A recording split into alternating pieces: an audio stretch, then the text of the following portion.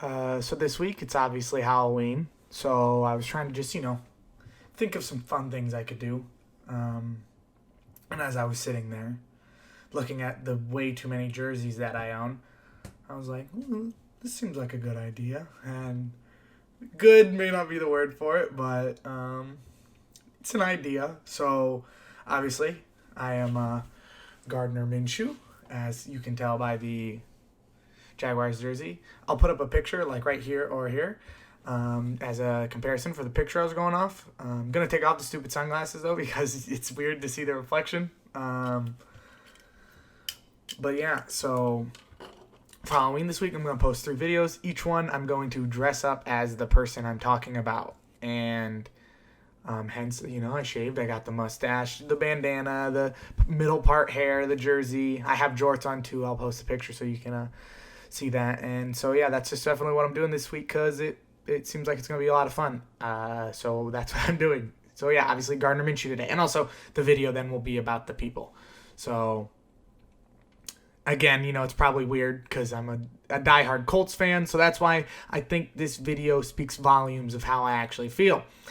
So what I'm talking about is Gardner Minshew and why I think he deserves a real chance at being an NFL starting quarterback. So as we know, Gardner Minshew was real weird to judge coming into the 2019 NFL draft because of his size and his system. By that I mean he played for a Mike Leach offense, which again just puts up unbelievable numbers. I mean, 5,000 passing yards every single year, 4,000 minimum, 40 touchdowns in the passing game, no matter who they are. I mean, he plugs and chugs whoever he wants, and they do good in his system because it is the air raid offense in college. It works. It relies on having basically no defense and just throwing the crap out of the football. And not to mention, he was 6'1". He's small, and again, these small prototypes, if you aren't if you aren't Kyler Murray, if you're short, you will be looked at differently, because the prototype is these guys like Burrow and Herbert that are 6'3" and above, and Minshew was quite shorter than that when you look at it as a quarterback. So this is why, despite his unbelievable college numbers, which I'll put up, he dropped to the 6th. And he dropped to the 6th as a true backup. He was not a planned starter or even really probably planned at all in the offense. I mean, the Jags had just signed Nick Foles to an awful contract of 4-year, $88 million. Again, stupid, but it's the Jags, so you expect it. But in short, he was drafted purely for the sake of being a backup. So then that offseason, they worked to build that offense around Nick Foles because, again, that's who they thought their future was coming off of his Eagles tenure. Week 1 against the Chiefs, Foles didn't look bad, but on this beam he throws to DJ Chark on the first play, he breaks his collarbone. Minshew then would come in, and he didn't do anything super special. He did put up 26, but, again, they lost to the Chiefs 26-40. Over the next 4 weeks is when Minshew mania took off. I mean, in my lifetime, I've never seen a more polarizing player on the Jaguars. Again, I'm a Colts fan, and I bought his jersey. It was also my Halloween costume last year, if I'm being completely honest. But still, I bought his jersey, and I would never think to buy another Jaguars player's jersey. So that just shows what the world thought of him. He was awesome. He was this small kid out of Washington State who went to 3 colleges over 4 years, got drafted in the 6th, and was doing really well for... again, Jaguars being a pretty historically bad team because they're just notorious for getting success and then falling off a cliff. 2017 AFC Championship to now a bottom feeder team. This is what they're known for. So to go onto this team and to give them life and this spark was awesome. As a fan of football, I'm glad they had him because it kind of made the AFC South, it gave them another thing. They had Deshaun Watson in the Texans. You have Derrick Henry on the Titans. You have Minshew on the Jags. He was their guy. He went off over the next 4 weeks. Again, not a good team. Did not have a good team. And he went 4-4 over the next 8 going into the bye, which isn't bad. And especially when you look at, he had 13 touchdowns and 4 picks. for 2,200 yards. So, I mean, this is a rookie who was told you aren't playing this year, basically, who now is just shredding. Again, for a rookie, those are good numbers. That would then be, put him on pace for 26, which would be 2 touchdowns short of the rookie record. So, again, just realize how good this is for a rookie to put up numbers like this, especially when he was a planned backup. Very Dak Prescott-esque, if you'd ask me. But then after week 10 came quite possibly the most weird thing the Jags have done in recent history, except paying Blake Bortles and giving him a multi-year contract, and that was benching him for Foles. Minshew gave the Jaguars this spark they haven't had in years. It was like when they were Saxonville. That's what they were. They were defense. Their offense didn't even really matter. It was all about that offense. Bortles and company didn't matter. It was about that offense, or the defense. They were Saxonville, most sacks in the league. The defense will give your quarterback nightmares. Now they were Minshew mania, this rookie out of Washington State who everyone loved at Washington State. It was a common thing at Washington State, actually. They had mustaches, like little tape-on mustaches that they give out before games, because he was like this. Everyone loved him. No one didn't like Gardner Minshew because he just came in there, lit it up, and was such a cool and fun guy that people loved him. So, again, they bench him for Foles for some reason, and it just, again, it rubbed me the wrong way, because it's like, I get you paid Nick Foles way too much money, so you're going to justify paying him that much money, or try to. You aren't going to, but you're going to try to. So that's why they benched him, but they became relevant not because of Nick Foles. They became relevant that year because of Minshew. But then for some God-beknownst reason, they benched him. I mean, they would get what they deserved, though, and they would lose the next 3 Nick Foles starts. I mean, seriously, the next 3. All the games Nick Foles started for the Jaguars, the 4 games he started, were losses. I mean, seriously, how stupid were the Jaguars to... Again, it's why I hated the Dolphins benching Fitz. You don't drop the hot hand, ever.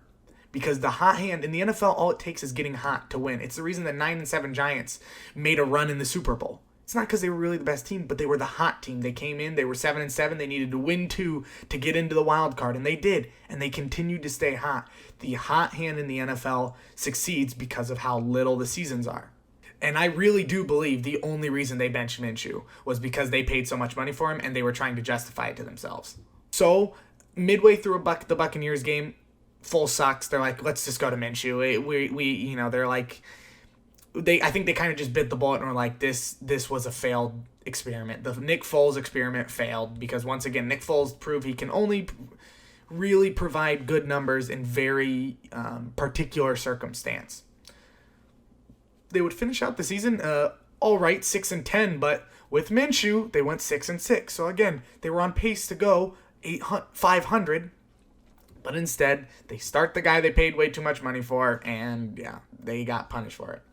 So Minshew would end the season, again, in only 12 starts, with 21 touchdowns and 6 interceptions with 3,200 yards. The Rookie of the Year that year, number 1 overall pick, Kyler Murray, would start 16 games, only win 5, only threw for 20 touchdowns and 10 interceptions. He did rush for 500, but still. He played 4 less games, had more touchdowns, less interceptions, and he somehow lost to Kyler Murray because of logistical bullcrap.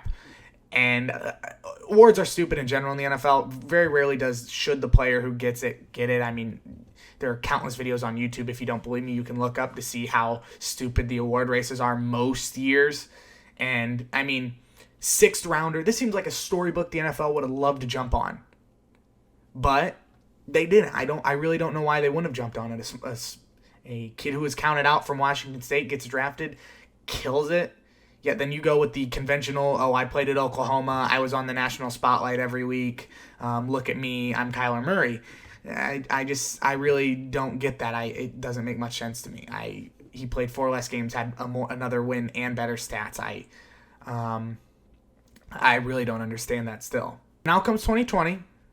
Jags trade Foles, and they're ready to go in on Minshew mania, kind of. That's what they should have done, but they're the Jaguars and they like to lose, so I feel like they just did an extremely inadequate job. So their offensive line let up 40 sacks the year prior with Nick Foles and Minshew combined, which isn't great. It's not awful, but again, you need to have an offensive line as a rookie quarterback. It's the reason Dak Prescott was so good his first 2 years, and he's kind of struggled besides that, because the younger you are, the more important an O-line is, because it's a lot harder to know how to overcome it and how to adjust your blocking assignments to pick up the blitzes and stuff that they're going to try to harass you with, since rookies historically play bad under pressure. The receiving corps' most notable guy was a person most people didn't even know existed in DJ Chark. I mean, very few people could have even told you who he was. Their running back was extremely disgruntled and eventually would get traded. And their defense wasn't great either. They trade Unique Ngakoue, Calais Campbell, and AJ Bouye, and their only signing was Joe Schobert. And sure, putting him next to Myles Jack's awesome, but did you really need another linebacker? I mean, couldn't you have just tried to help somewhere else too? Yeah, it was just confusing. Their draft, 12 draft picks, okay? So your defense is all right. It was run of the pack. Offense was bottom 10. Defense was about 16, okay? So if I'm them, I'm a pretty balanced draft, but I draft more offense than defense just because, again, young quarterback, you got to try to get him some help. They had set 12 picks. Very good. Again, it looks like off of 6 and 10, the Jaguars should be a good NFL team. But they trade away all their talent, some of their best players at key positions, and then they draft 7 defensive players and 5 offense. Maybe if you would have just signed Unique Ngakoue or Calais Campbell or Bouye, you wouldn't have had to draft 7 defensive picks, and you could have focused a little more on offense. But they're just they're the Jaguars. They kill things that they touch, and it just sucks because so many cool players have gone there and just struggled because of incompetent management. They have talent most years. It's just management. I mean, Doug Marrone should have been fired 40 times, but he hasn't been. And then, again, you're trying to help Minshew, but this draft just points to that. They didn't really care. It was almost felt like they didn't know what they needed to improve. And sure, don't get me wrong, C.J. Henderson has proved their first round pick cornerback. C.J. Henderson has been a stud. So has undrafted rookie James Robinson. But again, they had to get lucky on an undrafted rookie to give their quarterback a competent running back. I mean, I just don't know what they're trying to do. And I mean, now they suck. They're 1-6, and their team looks lost. And they're already talking about benching Minshew for Mike Glennon. I'm sorry, there's no way Mike Glennon would do better. They would start him for a game and remember, oh, this is why he's awful. This is why he's a backup quarterback. I just literally feel like they're already getting ready to beat him out the door before he ever got a real chance at being the quarterback. It's not his fault the Jaguars traded away all their talent, who became disgruntled because of contract talks. I mean, Jalen Ramsey, Unique Ngakoue, AJ Bouye, the list goes on and on and on and on, and Leonard Fournette. It's like so many of their great players they just couldn't figure out how to deal with, so they just traded them and got rid of them instead for some reason. Is it his fault that the Jaguars are a bad team? No, he's trying his hardest, and I don't think he's the problem. They can point to him, but then when they get rid of him and they move on to a new quarterback, they're going to realize, oh, he was the last of our concerns. I just feel bad. He's got all this swagger. He's fun. He's a fan favorite. I mean, even for teams that are his literal rival. I mean, I like him, and I'm a diehard Colts fan. And he's got this chip on his shoulder, but it just feels like they're going to waste him. I mean, the Jaguars are a mess, and it's almost frustrating because I just feel like they don't have a direction because they've had so many talents and players they could have built around, but they just give up on them or they trade them away before they get a real chance to even become this number 1 overall. And I think Minshew deserves a chance. I think they should change their awful, awful habits and really give Minshew a chance. I think he could take them to the next level with the talent around him. Is he the best quarterback in the league? No. Will he ever be a 50-touchdown quarterback? Probably not. But is he a good quarterback? Yes, I truly believe that watching him play in the Jaguars these last few years, that he is a good enough quarterback to want to build your team around. So there's my video. I hope you enjoyed it. The costume thing, again, I'm doing it just for this week. For Halloween, maybe I'll do it every now and again too because it's fun to screw around with. But I just hope you like this type of video. It's a little different, a little longer than what I usually make, and I'm sorry for that. I try to make them short because I know, you have to take time out of your day to watch my video, but I hope you enjoyed. Make sure to like and comment. Comment, what you think of Minshew. I think he is this top tier guy, but let me know what you think. Special shout out to my friend Brant, biggest Jags fan I know, and the mental stress he's under because of them. I just feel bad for him, so I'll give him a special shout out for that. And I hope he likes this. I know he's big on Minshew, so. But yeah, be sure to like, subscribe, and comment, and I will see you guys next time.